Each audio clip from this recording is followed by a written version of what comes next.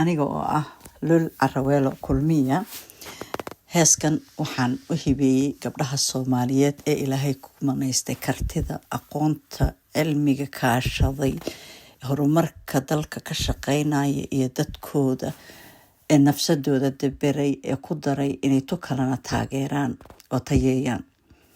Heestan toosan waxay leedahay tusmay u taaganto, tubay ku toosanto, tacliin bay tiigsato, tani waa talisee ogow.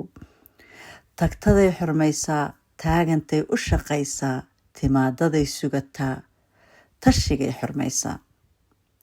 Toosan baa la yiraa, tahniyad baan u sidaa, tu kalena ku daree, ogow talisa weeye. Tankeeday taqaan iyadu, turbaan cidlama tuntee, taageeriyo tusmay bixisaa, takoorkiyo tacadigay la dirirtaa. Dalkoo tanaaday ku taahaysaa, dadkoo toosay tiigsanaysaa, midnimo taabtay tiraa, tuhun tuuray leedahay.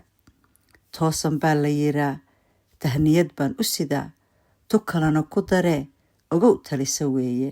Ogow talisa weeye. Wassalaamu calaykum waraxmatullaahi wabarakaatu.